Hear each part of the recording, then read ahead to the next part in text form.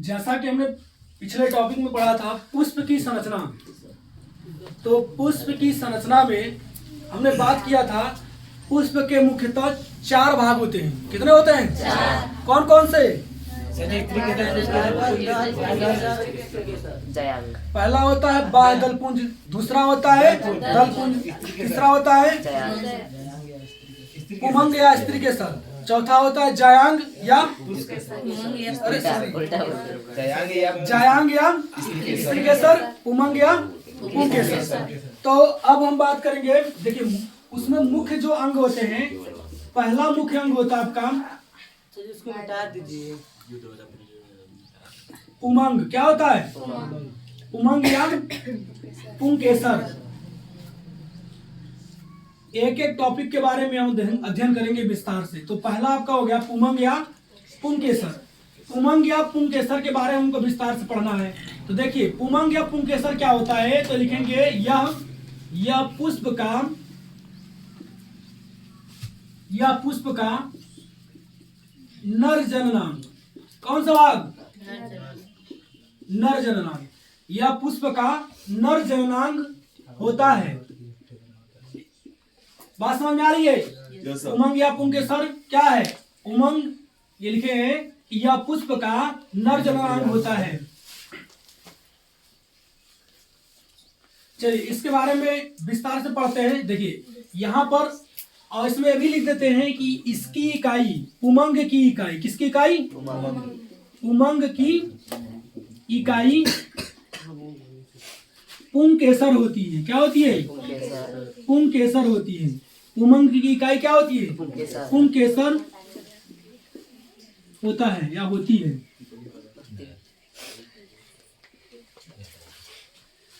यह पुष्प का नर जननांग होता है। उमंग की इकाई पुंकेसर होती है। तो हम पुंकेसर के बारे में पढ़ेंगे, ध्यान समझिएगा। ऐसे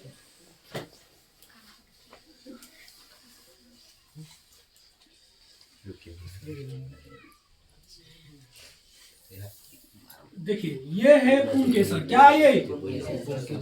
इस तरह से आपको बना देना है और इसको लिख देना है पुंकेसर। ये क्या है? पुंकेसर है। पुंकेसर हो गया। पुंकेसर के अब देखिए हमने यहाँ पर बात किया था कि पुमंग या उमंग की इकाई पुंकेसर है। तो पुंकेसर तो हमने बना दिया यहाँ पर, ठीक है। लेकिन यहाँ पर पुंकेसर के भी 3 भाग होते हैं। पहला होता है परागकोश। क्या होता है? परागकोश होता है। दूसरा होता है, देखिए ये है पुतंतु। क्या है? पुतंतु है। 2 भाग ये हो गए। और पराग और पुतंतु को जोड़ने वाला जो भाग होता है, ये वाला भाग जो जोड़ रहा है इनको, ठीक है, समझ आ रहा है? ये जो जोड़ रहा है, ये किसको जोड़ रहा है? परागकोश और पुतंतु को जोड़ रहा है, ठीक है। तो इसको कहते हैं संयोजक। क्या बोलते हैं? संयोजक। समझ में आ रहा है? तो ये हो गए पुंकेसर के 3 भाग। कौन कौन से? पुतंतु, संयोजक और परागकोश। समझ में आ रहा है? ये दोनों, इसमें भी ये दोनों हो जाएंगे सहायक। क्या हो जाएंगे? सहायक हो जाएंगे। और ये जो हो जाएगा, ये हो जाएगा मुख्य अंग। क्या है? मुख्य अंग हो जाएगा। यानी कि जो मेल वाला भाग है, मेल पार्ट ऑफ पुष्प, यानी जो फूल का मेल भाग है, उसको, उसमें भी मुख्य भाग जो है ये आपका परागकोश है। क्या है? परागकोश है।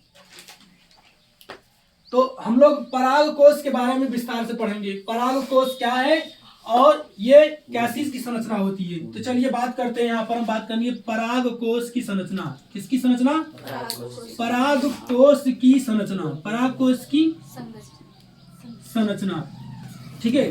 तो देखिए अगर यहाँ से ये जो परागकोश है, इस परागकोश को ध्यान समझिएगा, ये परागकोश बन गया आपका, और ये परागकोश को यहाँ से बीच से काट दिया जाए तो यहाँ पर ये कुछ इस तरह से, ऐसे, इस तरह से देखिए, ऐसे दिखेगा। इस तरह से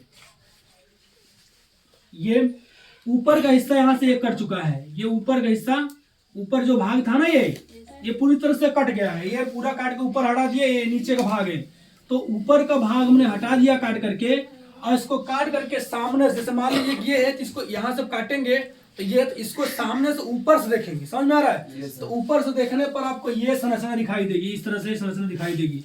बात समझ में आ रहा है? तो ये जो कटी हुई संरचना है, यही जो संरचना दिख रही है, इसी संरचना को हम लोग कहते हैं पराग कोश। क्या कहते हैं? पराग कोश। पूरी संरचना, ये जो जितना भाग है ये तो आपका पराग कोश है ही, लेकिन हम जब इसकी संरचना बनाएंगे तो केवल ऊपर का हिस्सा, कटा हुआ हिस्सा दिखाएंगे। ठीक है, तो चलिए उसकी संरचना बना लेते हैं। यहाँ को बनाना है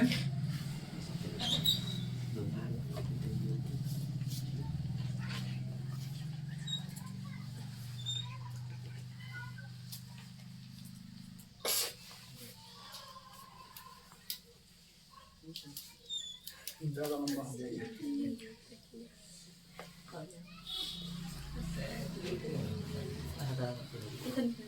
देखिए सामने से देखने पर यही दोनों भाग हैं, एक ये भाग है और एक ये भाग है। ठीक है, अब इसके बारे में बात करेंगे। देखिए ये कई परतों में आपका होता है। मुख्य ऊपर की परत एक परत होती है ये वाली, और उसके बाद से देखिए इसमें भी एक परत आपको बना देना है ऐसे। ये हो गई परत, ठीक है, बीच का ये हो गया। अब बात करेंगे इसमें, देखिए ये जो संरचना बनी थी, ये जो संरचना हो गई, ये है पराग कोश की। इसमें मुख्यतः आपको क्या करना है, यहाँ पर बना देना ये संरचना। देखिए ये जो संरचना आपको बन दिख रहा है, छोटा सा है, इसमें आपको ऐसे से डॉट रख देना है। अब बाकी एक यहाँ बनाना है संरचना, एक यहाँ पर और यहाँ पर, ये 4 संरचनाएं बना देनी है। क्यों? क्योंकि ये जो दिख रहा है बीच में, ये यही वाला हिस्सा है जो डंठल थी इसकी, जो नीचे से खाना पानी इसको पराग को उसको पहुंचाता है, वो ये है। ठीक है, ये वाला हिस्सा जो दिख रहा है, समझ में आ रहा है? Yes, sir. तो ये इसको कहते हैं, ये जो है संवहन, ये है आपका संवहन बंडल। समझ में आ रहा है?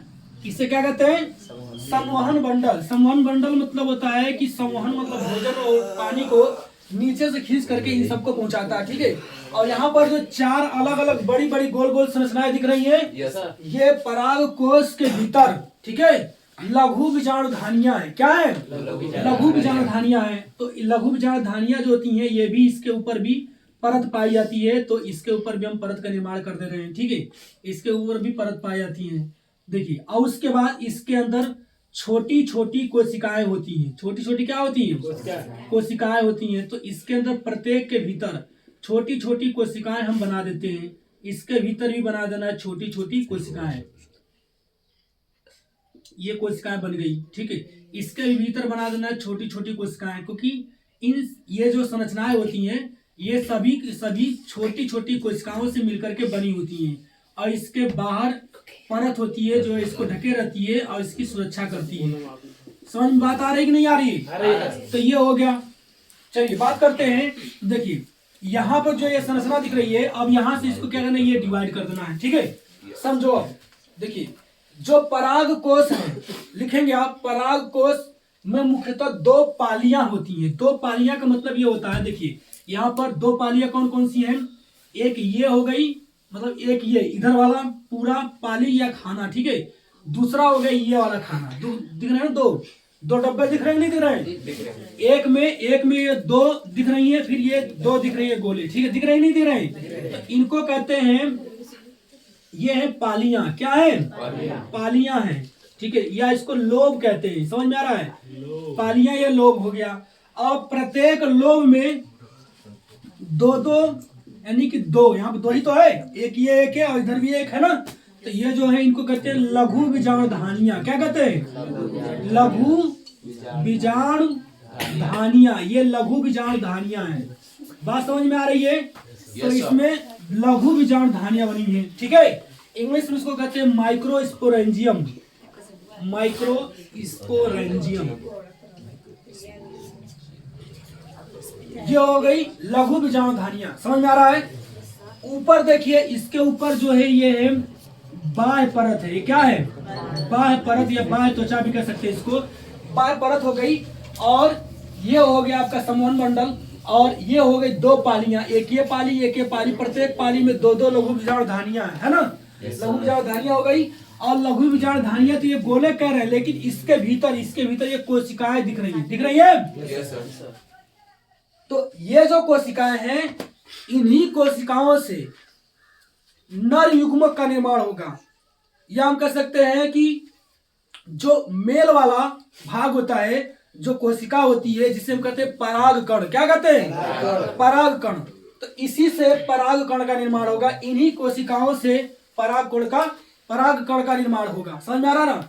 इसी में होगा। ये जो कोशिकाएं दिख रही छोटी छोटी, इन्हीं में विभाजन होने से पराग कण का निर्माण होगा। समझ में आ रहा? तो ये जो कोशिकाएं दिख रही हैं, इनको कहते हैं विभज्योतिकीय कोशिकाएं। बात समझ में आ रही है? ये विभज्योतिकीय कोशिकाएं यानी विभाजित होने वाली ऊतक। देखिए साफ साफ लिखा है, विभाजित होने वाली ऊतकीय कोशिकाएं। समझ में आ रहा है? तो इनमें जब विभाजन होगा, और तो इनमें से एक कोशिका आकार में बड़ी हो जाएगी, ऐसी को बोलेंगे पराग कण मात्र कोशिका यानी कि पराग कण की माता इसी में बनेगी। प्रत्येक में, इसमें भी एक पराग कण की माता, इसमें भी प्रत्येक में एक पराग कण की माता बनेगी, माता कोशिका। और उससे ही प्रत्येक से जब अर्धसूत्री विभाजन होगा, क्या होगा यहाँ पर? अर्धसूत्री विभाजन जब हो जाएगा यहाँ पर विभाजन, तो अर्धसूत्री विभाजन से यहाँ पर 4 पराग कण बनेंगे। कितने पराग कण बनेंगे? 4 पराग कण बनेंगे। क्या बनेंगे? पराग कण, जो हाफ नंबर के होंगे, आधे नंबर के होंगे। बात समझ में आ रही है? तो समझो, इसमें ये हो गई पराग कोश की संरचना। अगर पराग कोश की संरचना पूछेगा तो आपको क्या करना है? नीचे लिख देना है पराग कोश की संरचना। अब आपको क्या दिखा देना है? यहाँ पर दिखा देना है कि ये जो था, ये पुंकेसर है। पुंकेसर को काटा गया तो इस तरह से दिख रहा ना, इस तरह से। और इसको जो है आगे हम दिखाएंगे यहाँ से कि ये इस तरह से दिख रहा है। तो ये जो है आपका मुख्यतः क्या है? पराग कोश की संरचना है। समझ आ रहा है? ये पराग कोश की संरचना है। सबसे ऊपर बाह्यपरत है। अब बाह्यपरत, इसमें मुख्यतः क्या? 2 पालियां हैं, एक इधर पाली एक इधर पाली। प्रत्येक पाली में लघु बीजाणु धानियां हैं, और ये हो गए संवहन मंडल। और इन पालियों में जो बना हुआ है लघु बीजाणु धानी है। एक लघु बीजाणु धानी, 2 3 4 लघु बीजाणु धानियां हैं। और इन लघु बीजाणु धानियों के अंदर पराग कण बनेंगे। जब अर्धसूत्री विभाजन होगा तो ये बनेंगे पराग कण। समझ आ रहा है? अगले टॉपिक में समझेंगे हम लोग पराग कण की संरचना। अच्छा।